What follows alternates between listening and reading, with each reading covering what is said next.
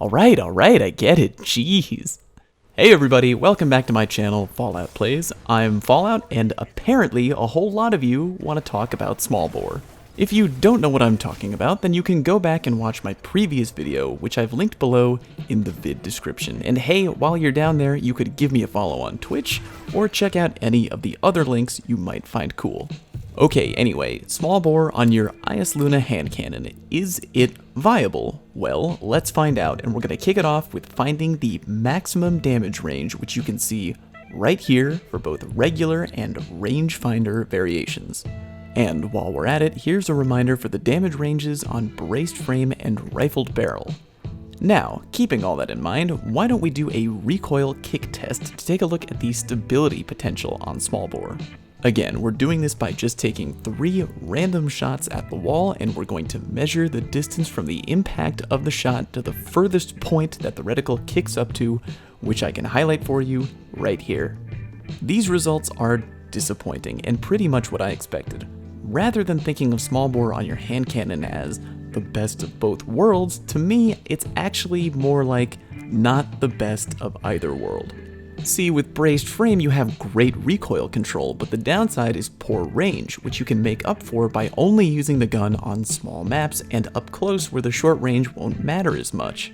With rifled barrel you have the highest range, which as we know is tied to accuracy, and the downsides are very minimal. Learning to handle the recoil pattern, if you happen to have trouble with that, which I don't really, and the drop in reload speed, which you can just fix with any good pair of gauntlets. With Smallbore you have the best nothing. And with a recoil pattern like this, you're pretty much better off using rifled barrel. And while we're on the subject, let me quickly bring up both hammer forged and hand loaded, because answering are these good is a very easy one for me to answer.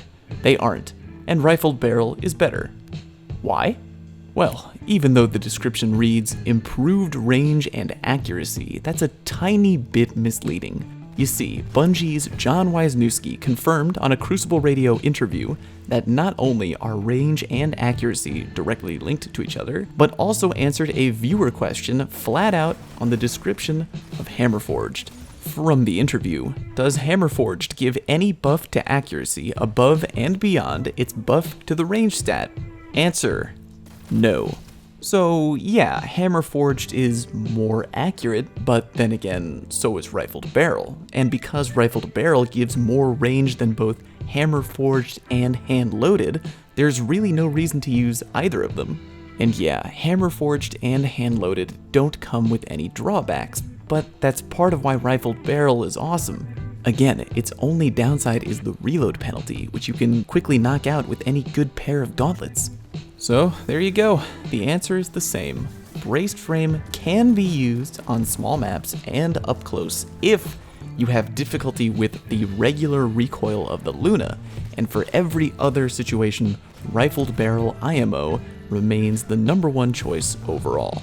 Guys, if you found this video helpful, I would ask for you to let me know in the comment section. I really do enjoy hearing from you. And please make sure to subscribe to my channel if you haven't already. Oh, and thanks to everyone who bought a t-shirt. You're the best. Hope you learned something.